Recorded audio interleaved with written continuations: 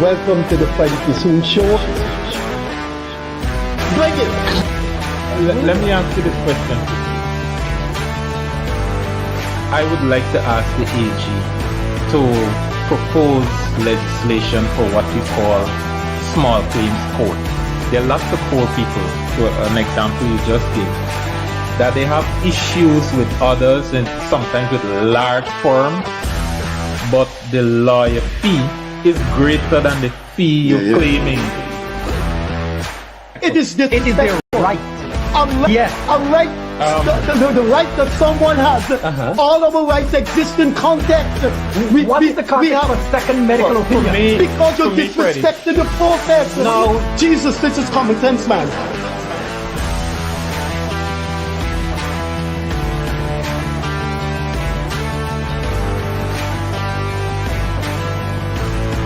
Any situation which you seem to do, you're just dealing with Afro-Guyanese issues. If one, you can't bring and pull the leaders of the African community together, you're failing. And if two, you can't put forward a future, a blueprint, and a plan for African Guyanese, you're failing as well.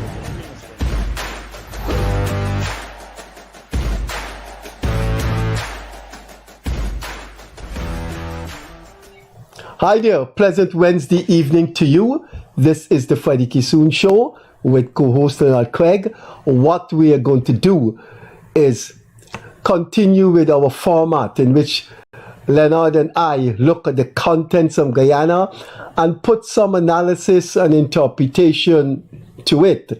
As I said before, a few months ago, people asked us to look, analyze things rather than having guests all the time. We will have a guest on Friday for sure. But for now, we do what we call the dialogue. That's Craig and I in discussion, looking at the different things. There's so much to discuss in Guyana. When I was pretty young and at university as a student, we always, when we're discussing things among ourselves on the corridor, I always say, this country is so interesting that you can talk about it non-stop in a conversation. So there's so much to discuss. So let me start with what I have in mind, and then I'll hand over to Leonard Craig. I read in the papers today that UG will have its largest graduation in terms of numbers in its history. Simply put, most students will be graduating this year in any other year. But do you know there's something ghoulish, bizarre, incredible, unbelievable going on at UG? Do you know UG may be the only university in the entire planet Earth that since 2000 never went back to classes? So you have the largest graduation Since 2020. Since 2020, what did I say? 2000. Since 2020, never went back to classes. So there's no campus life at UG. But what is worst of all, people are graduating in technology, chemistry, biology, without campus life, without the labs. UG has not had campus life since 2020. My daughter went and did 2 degrees since 2020 and enjoyed her campus life abroad. Name me which university, much as the country's only university, UWI is striving. The universities in the world have their campus. They have picket against Netanyahu on campus now. How ironic it is, this country, look, I am telling you, I'm in my early 70s and I'm going to die and never understand this country. How you could have your largest graduation and those students never interfaced with each other, never went to the cafeteria, never lime in the corridor and gaff and chat and disagree.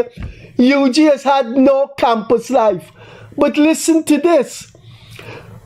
We raised Leonard Gildavi left this show 3 years ago, and one of our guests was the Minister of Education, Priya Manik Chan, and we raised that with her 3 years ago, and she said, yes, I think some people like the online thing, but yes, they should go back and have campus life. Leonard Craig went to university in Guyana, Germany, and China. And let anybody tell you, one of the best experience in life is campus life. It cannot be replaced. Nothing can replace that. I am asking President Ali, I'm asking the Minister of Education, and I'm asking the cabinet of the government of Guyana, stop this thing at UG and ask UG to go back to campus life. What nonsense is this across the board in Jamaica, Trinidad, Barbados? Campus life is thriving. Ask the UG, ask the law graduates that have now been sworn in to practice law, that have been called to the bar. They just came back from campus life in Trinidad. Since 2020, there have been no campus life, campus classes at UG. And a very powerful person in government told me, Freddie, last year those people graduated and they never saw a classroom. I cannot tell you who's this person. So UG starting again. UG started last September, and again there's no classes. So this guy from St. Lucia came to visit his nephew who's in the medical program. And he said to me, Freddie, I went to visit my nephew at UG, and there's nobody at UG. So my nephew told me only the School of Medicine students are attending classes. He said when he reached the place, he wanted to know what was going on. And his nephew was there. So he asked me, Freddie, what is going on? And I told him I thought UG went back to classes a long time ago. I know the Minister of Education, and I'm asking her to do something about that. Why UG doesn't have classes since 2020? What nonsense is that in comparison with the world? Well, why you reckon that is so? I have not interfaced with anyone to ask anyone. When Gildavi and I interviewed Manik Chan 2 years ago, right here, she said yes, they should go back to classes. But it's not something that I haven't been engaged in discussion with people. It's just that this guy, my friend, came from St. Lucia and asked me what's going on. And then today's newspaper trigger. The largest graduation exercise. So none of those students knows what is campus life. Yeah, the way you enjoyed it, and I enjoyed it at UG. You had a very Gerhard Ramsarup was in the same class with you. Yeah, no, he was a class or two ahead. A year or two ahead. I know Sharma Solomon. Sharma Solomon was around my time, but I think he did technology and I was in social sciences. But so those were my y'all weren't at the same dormitory? Yes, I stayed in the same dormitory with Sharma Solomon for a couple of years, yes. Well, then the two of you went in different political directions. Yeah, sure. You would refuse to shake the hand. Nah, man, if I see Sharma Solomon, I might hug him. Is it for him to refuse to shake my hands? You think he will shake your hand? I don't see why not. I don't think he that petty, man. We didn't shake the president's hands. Well, the man reached out his hand to him. Man, how petty that could be, man. I don't know. I can't swear for anybody, but I am not of that ilk, to put it that way. But we had some strong, But you liked your campus life. Very good. Yeah. Who wouldn't like campus life? You can't. It's an experience every young person should have. Yeah. It's an experience every young person should have. Could you will soon be joining the government in some way or other. Could you ask the government in this program for an explanation? No, certainly, but let me say this. I don't know if you could remember the teachers had a protest on campus What year would that be? It's under Ramatar, though. Yeah, under President. The President Ramatar, sorry. And there was a protest by teachers, and I fixated myself in that protest, and I was giving the teachers guidance and so on and so on. And my problem there was that teachers going to campus, they get release from school, but if you look at the hours of the release, so class starts at 3 o'clock and their release is 2:30, and they live in the school that they attend somewhere up on the East Coast or East Bank, right? And then if the class can't make it now with this traffic thing, right? And if the class ends at 12, the release says you gotta be in school by 12:30 or 1 somewhere there. So teachers had no library time. Teachers couldn't play games. When was UG sports? They didn't even get time off to attend sports. And the first year they got time off to attend sports, they won the university sports. And it was that realization, because I didn't realize that is what was happening in the teaching profession. And I instigated a little protest. The teachers end up meeting the Vice Chancellor, then end up meeting the Minister of Education, and they worked out something. And teachers, I think the system has changed. Teachers get time off to go to sports. Teachers can participate in so on. And it was that same concept, campus life. Teachers hardly had time to even go to the library. If they want to go to the library, they got to go on some other time. Nighttime, and then when they finish, they got served back the government for the degree for 5 years. I know. And so the system appeared unfair to me, and so I participated with them, and while I did not have what was the term you just used, locus standi. Locus standi, yeah. You weren't a teacher. Yeah. I wasn't a teacher, nor was I a union person. So, but behind the scenes, I was advising and probing and so on. But could you, when you meet the ministers of the government, certainly. certainly. You know what is campus life? Yeah. That was when I went to UG, that was in the days of the Bonham dictatorship. Those are days I never forget. Yeah. And now some of our professors, I was chaperoned by people like Clive Thomas, people like Perry Mars. You never forget your campus life. Right. I could even remember the stables. The remember the stables? You go in and you got the evening class and mosquito biting you. The stables are still there. You're brushing mosquito. But you know what I'm wondering? I'm wondering, Manik Chan as minister with her schools was so busy. President Ali is so busy. I'm wondering if those people knew that UG didn't have classes. Because when you think about how much Ali has on his plate, when you think of how much Manik Chan got on his plate, starting new schools, etc., I don't think the government knows. I know one minister knows.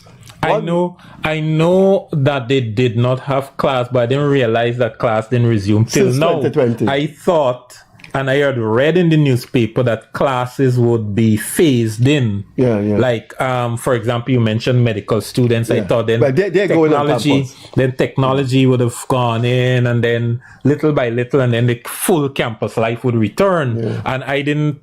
To tell you the truth, is one of the things I didn't check up on. One of the things, and I never had discussion with pay attention to. And the reason why I'm bringing it up is this guy came from St. Lucia. He said, Mr. Freddie, then got classes at UG. I got me nephew said, only the medical faculty function. He said, Freddie, what happened there? Yeah, the computer science and going to the lab. And, but I don't think I have her number. And do you have the Minister of Education number on your phone? Yeah, I do. You have it in your phone? I could call you now and tell her we're on air. And you sure you want to do that? Yes. Yeah, I have her number home. I don't have it. I could call her now and ask her, and I could put it on speaker and ask her what's going on. I could tell her we're on the air discussing UG not having classes All right, so this is the number. I don't want to call it out there because I don't know if she wants her number to be No, she wouldn't broadcasted. want. No, she wouldn't. So I am going to call her now and ask her if she knows. 6, 8.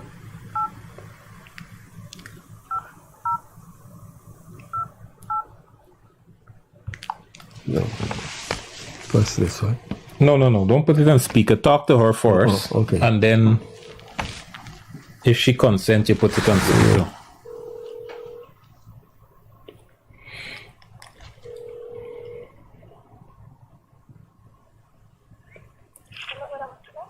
Hi, is this Minister Parag? No, I think you gave a wrong number. Oh, wrong number. What did you give me? What did you dial? 6. This is I dialed the wrong number. Okay. I dialed the wrong number. Okay, let me dial again.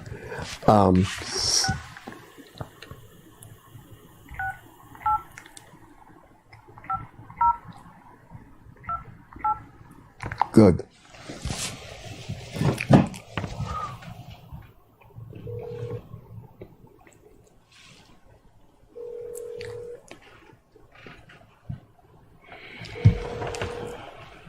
all right. So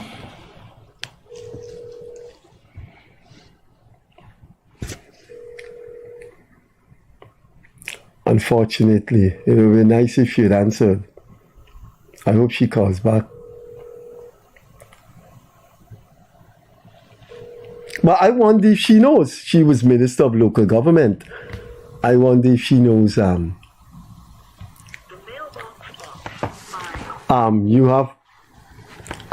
have Manichan's number there. Let me call her and ask her.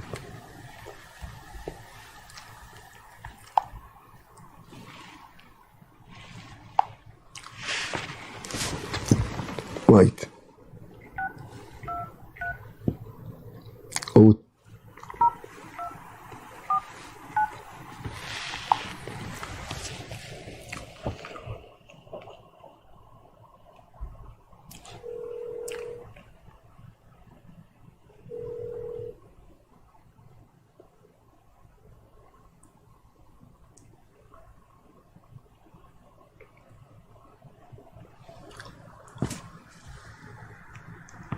Oh, she sent the thing saying she can't speak now. I will see if the phone rings. We can talk to the Minister of Education. Anyway, let's go on. UG has not had campus life since 2020 with the COVID. From the COVID onwards, they've never went back to classes. Good, and that's factual. A minister, I don't understand why this guy has not raised it in cabinet. And I know Vice President Jagdeo is a no-nonsense man, but I am telling you, I don't think Mr. Jagdeo knows that. When you think of how much things these people have on their plate, Mr. Jagdeo is in charge of the I think it probably is not in his purview. Right, I don't think... or direct. Right, so he... right. Yeah. I don't think the president, I don't think Mr. Jagdeo, those people don't deal with UG. UG has a minister. And so he gets up every morning and there's the economy, there's oil, there's agriculture. Yeah. So I don't think they know. Yeah. Anyway. I think it's high time that UG... I don't understand why and for what reason. I'd like to hear if you call Mr. Jagdeo. I'd like to hear what he has to say. We don't have. We could actually tell him to put him on speaker. But come to think of it, I don't understand why that ecosystem, you see, on a campus is an entire life of its own, and it's something I can't imagine studying off a campus. Those people who do home studies and so, my heart is off to them. I do immersive study. I gotta be on campus. I gotta be there. I gotta live. Well, I'll tell you something. I have some memories. Experience. I have some memories of campus. If I were to study this way, that correspondence, that long distance study, I might not. But I don't think people in Guyana know when we had the call in on Monday evening, I don't think people know Eugene have mad classes, physical classes on the campuses 2020. That's the thing. About less than 2% of the population goes to UG.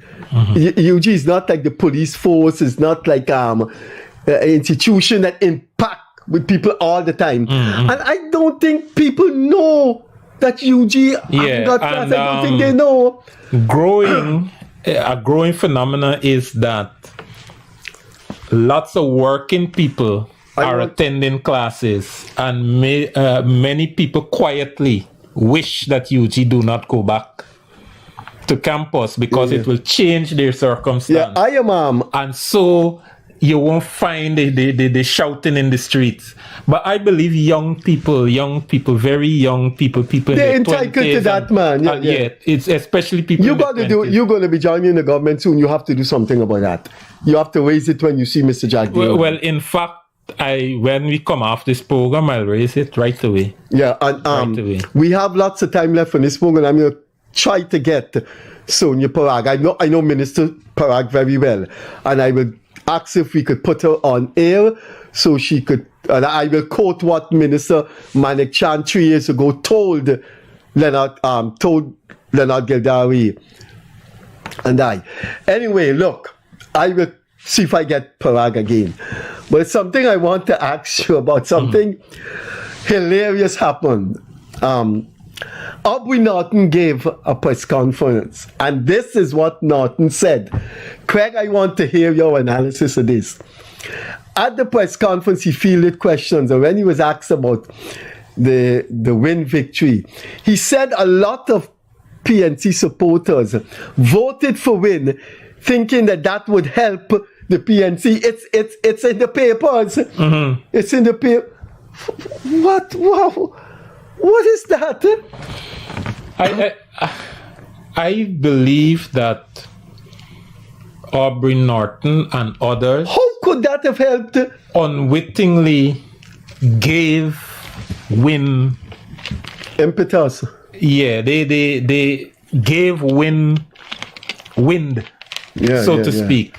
They put the sail in the wind. Yeah. They without even realizing it, and I think it was too late in the last 3 weeks or 3 weeks or so of the campaign when they begin to realize that this thing is gone from them. But by then it was too late. But I think they gave Win the initiative, literally. But should he have said that to the nation? Our supporters in voting for Win think that they were helping the PNC. Explain that to me. Norton hasn't explained that. That's what he said in the press conference. What he means. I wouldn't know, but I would think that was a mindset they had in the beginning when Azruddin was about to declare, when we didn't know, when they had 2 days more, 3 days more for him to declare. Can you remember? Azruddin put up like a week ahead of time that he's going to be making this announcement on this particular day. And I think the PNC discussion was that we're not going to go hard on this guy. This guy is he may get some of our support base, but the majority of the support base going to be PNC, and in doing so, they're going to help.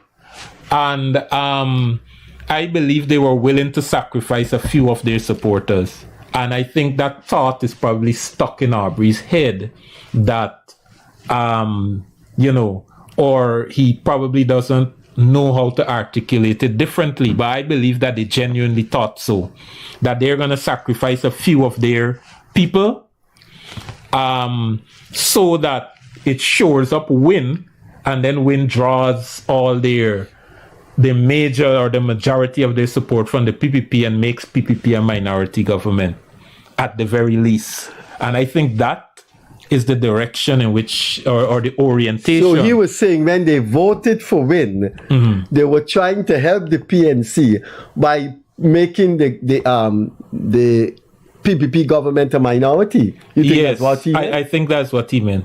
That people thought that a support for Win or bringing Azruddin into the equation meant more votes away from the government.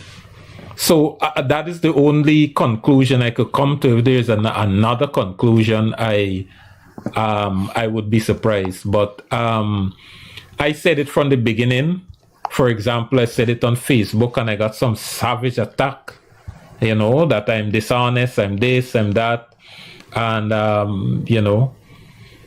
that Win is not eating off the table of the PNC and all those kinds of things I was told. But we see it coming out here. But that's one of the realities of today's politics. Okay, I'm trying to call back the Minister of Education. I will keep doing it because it'd be nice to have her thought on the camp. No, she's not. Yeah, maybe okay. she might call back later.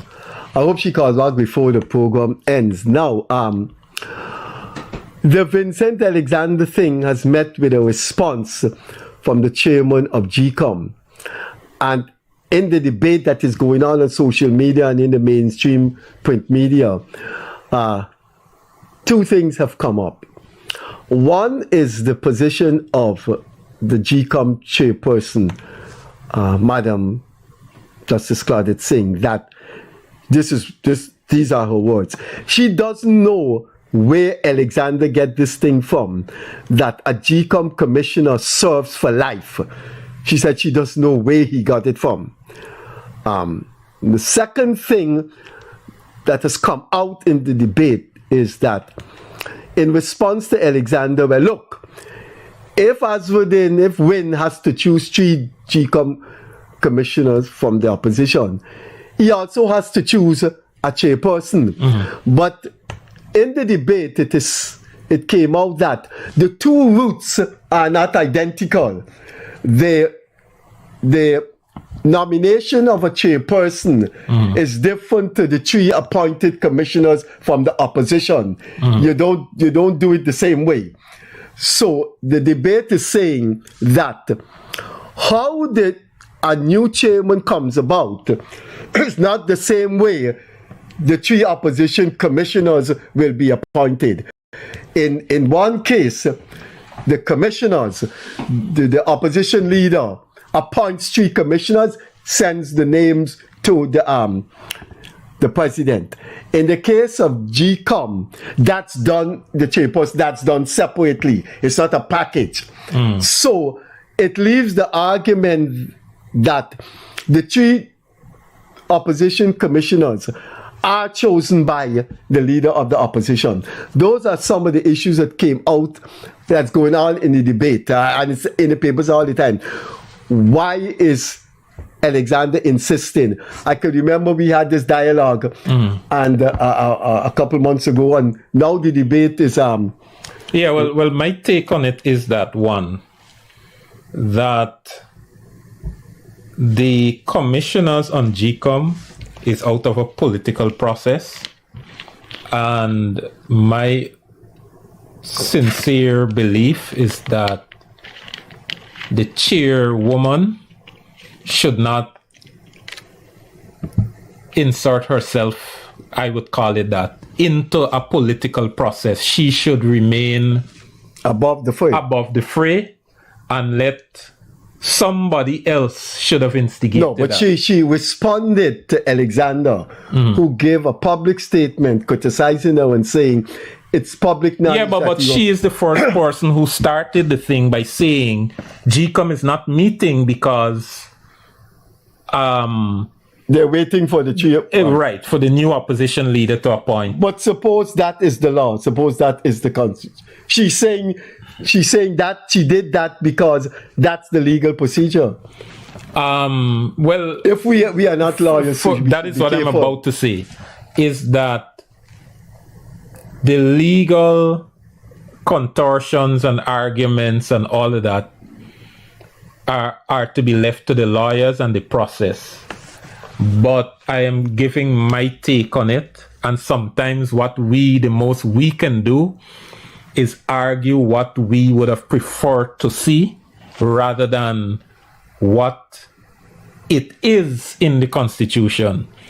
my own reading from a layman's perspective, when I pick up the Constitution and read it, my own reading is that the Constitution is silent, but I am not au fait with, and I am not privileged to, all the legal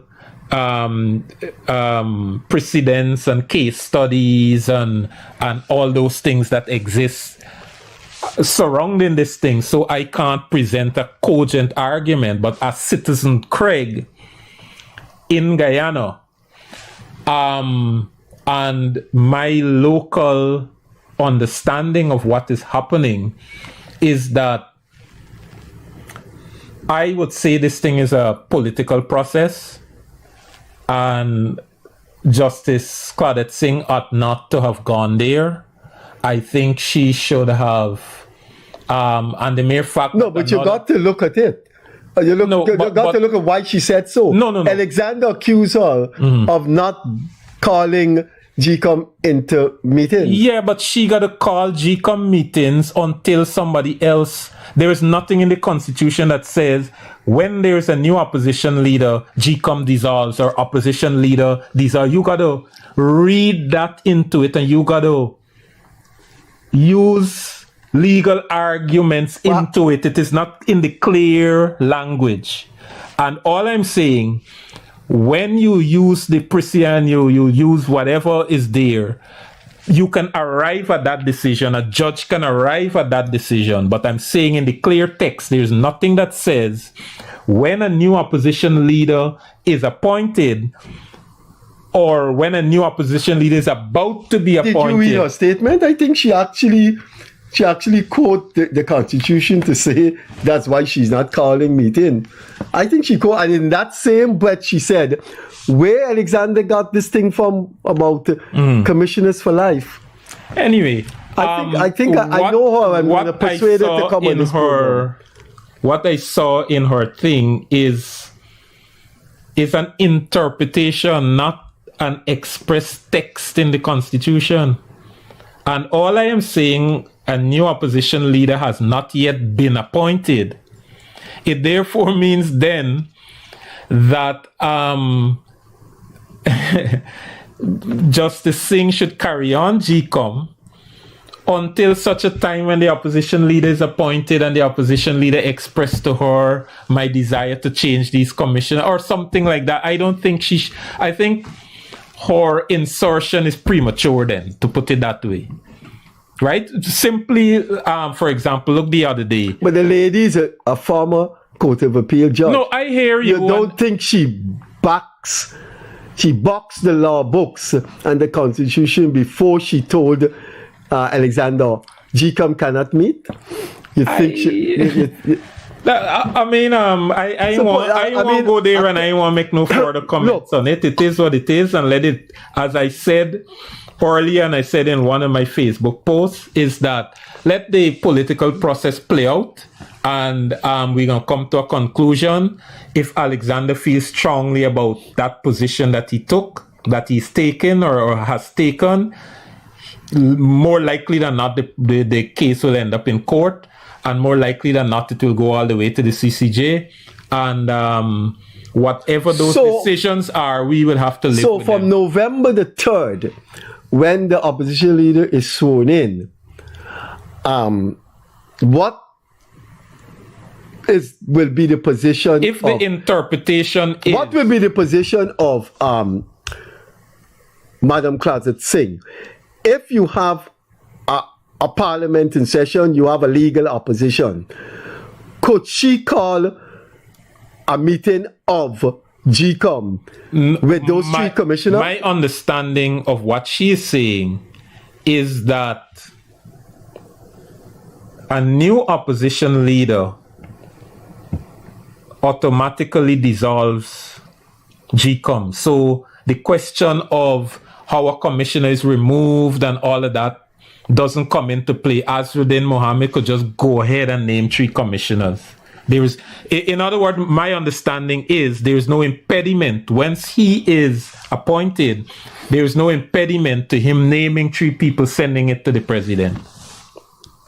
On the other hand, Alexander is saying that once you're appointed as a commissioner, you cannot be removed. Right, you can't be removed No, because so- the Constitution But states a couple of rare ways but in we, which. but we went through this before in our dialogue. So if she summons GCOM, Alexander will be representing the interests of Win in GCOM because it's 6 commissioners that represent the No, party he interests. represents the interests of the opposition. Right. So, well, the major he has to represent the interests of Win because Win is part of the opposition. If One would hope that is what it is. That he knows if he says that this is the way commissioners got to be removed and commissioners can't be removed by any other method, then one would hope that if he sits there, he knows that he got to represent the interests of whomever the opposition is because he is considered an And what- opposition Yeah. commissioner. But here was the funny thing. Here was the funny thing in all of this though, right? I'm not talking legal stuff. I'm talking about daily interaction. Here was the funny thing. When Alexander they were appointed by an opposition leader, Corbyn and whomever else appointed them, right? They were appointed by an opposition leader from the PNC, which was in opposition. Then the PPP commissioners were appointed by a president, Ramatar, Jagdeo, whomever appointed them. Well, then the PNC in APNU, of course, became the government. And the same commissioners continued. Now, flipping become government commissioners. And the commissioners who were appointed by the government become opposition commissioners. Yeah, because Alexander would have represented the ruling party. That was the time when they were supposed to be a dissolution. And then the new opposition leader then would have had to appoint or reappoint. And the president would have had to appoint or reappoint from the government side. So Mr. Jagdeo in 2016 should have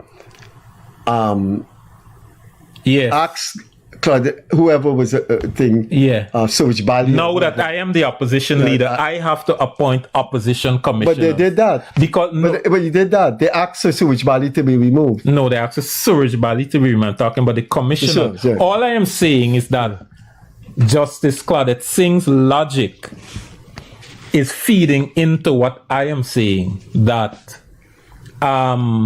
when you have a new president, that president must have an opportunity to name his own commissioner. When you have a new opposition leader, that opposition leader must have exclusive jurisdiction in naming his thing. But as I said, this has got to be a legal thing. Hopefully the AG will come or on one of his program will state what is his legal interpretation, and let the system, let whatever it is play out at that level. We can only speculate based on, so, and I hear you on the point that the procedure for appointing a chairperson and the procedure for appointing commissioners are different, in that it's the president who really appoints the chairperson. Not the opposition leader. The opposition leader is just participating in the process to say, this is my recommendation. I am recommending 6 people to you, but it is the president's jurisdiction to appoint, and the opposition leaders participating in the selection process. That is how I understand that, and that is why I One of the gray areas that need clarification is that the president can reject the chairperson's recommendation, but I don't think he can reject the opposition commissioners. I don't know. According to the can he reject? Can he say I don't want these commissioners? The way no, I don't think so. 1 and 2, I also don't think he could reject he can't reject all of the 6 names. According to the CCJ thing that I understand, that he must select one of the 6. He can, my further understanding, I might be wrong in the interpretation, or it might not be spot on point, but my further understanding is that the president could dialogue with the opposition leader in arriving at the 6. So the president have a good feel of what the 6 is that is coming to him, and not 6 just pluck out of the cloud and hand it to him and he got to say yes. I get the impression that the process could be participatory. That is what, from the CCJ ruling when Patterson was appointed. And was removed. Yeah, that's the impression I get when the CCJ gave, I think, some sort of interpretation on what the process could be like. The Patterson case study has proven that the president cannot select a GCOM chairperson on his or her own. Exactly. Right. That's what I'm saying. Right. So because that's why Patterson was removed. So the president cannot reject all 6 names. Right, but people may not know it, and I don't know if you know it. Mm-hmm. But do you know, although the CCJ ruled against Patterson, do you know, and this is going to shock you now, and I don't know if you're going to accept it, do you know Claudette Singh name was put forward by President Granger, and Jack Dio agreed? Miss Singh's name was not suggested by Mr. Jagdeo. I don't think you know that. I think I saw it at a press conference. He said he acceded to Mr. Singh when President Granger suggested her name. He said, okay, fine. Right, because that wasn't going nowhere. That is one. And 2, that followed the CCJ's, whether, I don't know what term we gotta use, prescription or whatever, in that you arrive at the name or the names by some sort of consensus. In other words, then, I think the CCJ seemed to have, again, I'm saying I'm not a legal person or anything, but the CCJ, in my own understanding, the CCJ seemed to have kind of frown on the opposition leader just pulling 6 names out of a hat and throw it to the president. I think the words used seems to suggest it has to be, I think the Constitution says it has to be acceptable to the president. Something like that. Right. In other words, then the president could. But that's not what I'm saying. No, I hear you. I'm saying that although Patterson was rejected by the CCJ, it did not deter Granger. Right. Granger came up with a name, and one wonders if Mr. Jagdeo wasn't under tremendous pressure. I think he was, because I think Mr. Jagdeo knew that it wasn't going anywhere. You would not have had elections. So he said, look, he bring this name to me, if I reject it, where we going? He can reject my nominee. And he accepted Claudette Singh. But what the legal anomaly has now gone into the history books, that although the CCJ ruled that the president cannot arbitrarily, he didn't, of course, arbitrarily, because Jagdeo agreed. Right. But that happened. But what about this Venezuelan thing? I think viewers would want to know what Freddie and Craig discussing this. Well, we don't know if it's a Venezuelan man, but the image looks like a Latin guy. But it's a very serious matter. Apparently, the woman that first prevented him he was going in the bin probably identify him as Spanish speaking. That is how the police probably knows that, because she probably would have provided a description saying because if she told him you can't put it there, he would have got to respond in some way. And then she could pick that up. You must say, I like man or something. Right. And so she could pick up the accent as one. And we have to agree that majority of Venezuelans or Brazilians or whatever, the Latin people have a distinct feature. Accent, yeah. Distinct accent and distinct personal physical They don't feature. look like Portuguese Guyanese. Right. So putting that together, I think the police probably came up with who, But you realize what- the disaster. what they're looking for. If that lady didn't chase him away, Yeah. that was going to the heart of the underground Yeah. gasoline And tanks. if she was serving a car at the time and was distracted, he could have just put that in there and leave. Yeah. And the sadistic nature of his mind, because he was going to put that thing right next to a living, working human being, meaning then that he has no regard for life. She would have been blown up. Exactly. And he doing that knowing it's not like, okay, I want to show them something. I go in at this empty building and put in this thing and damage the building. He knew that it's going to take lives and probably intended to do so. What? That is the sadistic thing that doesn't rest with me at all. Is it? But it was, he targeted an Exxon gas station, which means you, because of what is going on with the US and Venezuela, you want to know if it was also directed at Guyana and the US. But what is important to note, and this should now be imperative for the government, because of the extent of damage he wanted. The government has to be extremely meticulous in certain infrastructural sites now. All gas stations should be protected. All gas stations, even in the outlying areas, even when you're going up East Coast, and it's going to tax the state. It's going to put a heavy burden on the state because all those gas stations have to. Look, I worked as the personal aide to Kemraj Ramjatan for a little while. And I remember the business community came to him at the Ministry of Public Security to discuss security matters.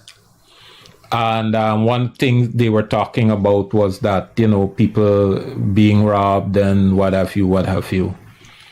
And way back in 2015, 2016, that would be, Jerry Govaya was there. I remember Kit Nascimento and many people in the business community and the private sector commission. And I recommend it since then. And I want to say it again today. And I hope the people responsible for security could put it in place.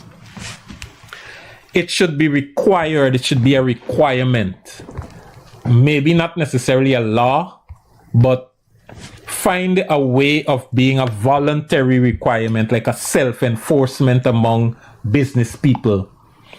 That you must put a high-powered camera at the front of your business, beaming in whatever direction. But business A runs from A to B, and you capture all the image in this space, and business C starts capturing from here going down, and you can, anybody who walks, ride, run on Regent Street, you should be able to see the entire movements of the person, because as you pass one business, the next, and then there should be a minimum requirement for the cameras. The cameras come with certain requirement that it could capture image at this depth, this size, this clarity and all of that. You can't just put any old camera out there. And I think the business community, the police force should come together and have that done. It's extremely cheap to do, right?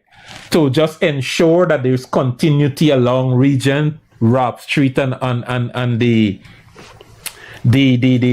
business center of Guyana, and it's not an expensive thing to do. Whatever the government does, the people of Guyana and the government, of course, know that man intended extensive damage. Yes. And therefore, we now have a problem on our hands. Yeah, remove all stops we shouldn't alarm the nation, but at the same time we have to provide the nation with some And like when you in those foreign countries, you in New York, you in certain parts of Europe and so on, you hear these things like you at the bus station, train station, and so on. If you see something, say something. Yeah. If somebody walking around with a bag, they look suspicious. Somebody leave a bag and walk away. They should have a place you can call, because now, the game has changed, and we got to take it seriously. And I think the people in the security sector now would have to devise these rules, these mechanisms, have a hotline, and the government got to ensure that they whatever the hotline is, probably not even 911 or 911, got to be turbocharged now, and they got to respond.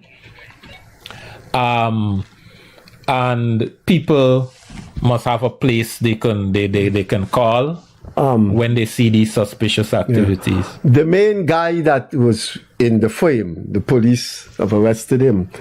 We want to know what he's going to say. If he's a Venezuelan intelligence officer, then that is going to provide a clearer picture. But that guy that you were seeing in the papers, that they have caught him. I understand that they have caught him. So we are dealing with a very, very dangerous situation here. What was just psychologically destabilizing is where he went to put the thing. So you see, that was his intention. Yeah. That whole gas station would have. Yeah. All the buildings next to it, the fire station, you wonder if they could have coped with that. Yeah, and it would have penetrated down to the... Yeah, they have to... I said in the calling program Monday, I don't want to speculate and make Guyana go into panic. Is this the work of the Venezuelan government to get at the Americans and target Exxon Mobil? But why would you want to get at the United States government? And you did that to Guyana. So those gas stations are run by ExxonMobil? I don't know, I was driving with my wife and I see it and I asked my wife. I told my wife, I said, are those run by ExxonMobil? It says Mobil. So all of those gas stations were either Shell or the others, but now Okay. It has Mobil. That's the it's trademark. An American company. That's the trademark of ExxonMobil. So okay. I would so what are we talking about?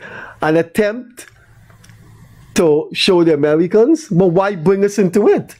Why bring a small developing country? Look how small Georgetown is, the damage that could have done. Well, I am not ready to go there yet. I know, I don't want to speculate. Are not ready to go there because you can't rule out anything. You could even say that the gas station owner got issues with somebody who want to hurt him. All kinds of possibilities, and all the possibilities have to be considered. And because if we rush to speculation, then we might. I don't think we should also. But one of the things we have to tell people is, we had a call-in on Monday night in which the guy was, trying to, say things about Spanish-looking people. And it reminds me of what people do to Muslims and non-white people. Yeah. We don't want to go there. No, we don't want to do that. And so I had to stop him right away. Yeah, but at the same time, we got to get our antennas out, or, awareness got to be brought into focus. And we have to, take this to another level of awareness, and I hope there are awareness campaigns being planned as we speak. Yeah, and we have to be careful. I didn't like the tone of that caller about these Spanish people. There were 100,000 people, and some of them work very hard. They have what it reminds me of? When there's a explosion and you see an Algerian man running away, everybody start to pick at Arabs, pick at Muslims. We don't want that to happen here. Right. We don't want that. And so I had to cut that. I had to tell that man to stop right there when he called in last night. So we have 4 minutes left on the program. I have called back the education minister. Obviously, she did the meeting or whatever she can't. I called the former minister of education, but she said she is at a meeting. And I think we have to, when we finish this program, we have to emphasize our chagrin. I think it's more than chagrin. It's extreme, what's the word? It's extreme disapproval that our only university haven't had campus life. And does that, do we know if that obtains in Berbice as well? I see, that's the thing is, look, you and I, my job is to analyze Guyana. I do a daily column in the Chronicle.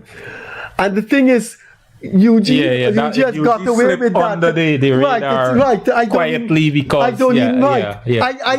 I'm saying I don't think the four big men in the government, Minister of Finance, Vice President Jack Dio, and the Nandal AG, but most of all, the big man, the president, I don't think those people concentrated on that or anybody has brought it to their attention. I think Minister Manik Chan should have raised that with the cabinet. She said 3 years ago, yes, she understands that they're online and people like online thing, but they should go back.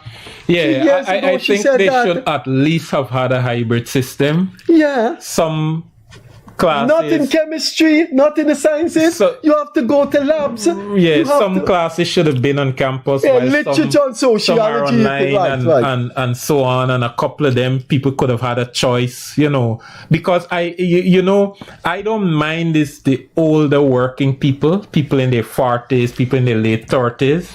But I don't think we should be doing that to young people, man. Young people should enjoy a campus existence. Do you know every year, I taught for you, just 26 years. You've been there for 4 years. Do you know every year the student union hosts a campus festivity? At one time, Charandas was the campus president, was the student president. And he hosted a very, very nice one. I always remember that. There's a name for it. Every year, right? And that thing brings that total student population to, there's a live band on the car park. Oh, yeah. I can't remember what his name, but yeah. That was an annual thing on the car park. And you should see students participate. And lecturers stop because there's a band. That was an exciting thing. Yeah, there's a band. I think the present administration. My fondest memory of that thing, there was a guy, I can't remember his right name, but we used to, they call him Barry Black because he went up on stage to sing one of these Barry White songs. Right? And this guy was big and muscular. Like Barry White. Yeah. And when he started to sing, he was telling me this, telling me that. And everybody, you know what I'm saying? It changed. It was the talk of the campus for another year or so. Yeah. Till the following year when we had this thing on the tarmac day, everybody was calling Barry Black. We want Barry Black. Because one of the reasons I remember Charandas, a student president, he was student president, is a band was singing Boyz II Men song, was singing about I swear, and a student just ran berserk. You know how those concert people fainting. This guy was singing I Swear by Boyz II Men. And that student, she was I always remember what she looks like. She was an economics major. That lady just lost it. Overjoyed and overzealous with this song. She just ran wild on the campus. But anyway, we've got to go. You said you will intervene with the government of Guyana to do something about UG going back. Right, this was our dialogue between Leonard, Craig, and I looking at the contents of Guyana. We'll have our guest on Friday. Thanks for being with us. Have a very pleasant Wednesday evening. We will see you on Friday evening. On behalf of our operators in the studio and Leonard Craig, catch you later. Bye-bye.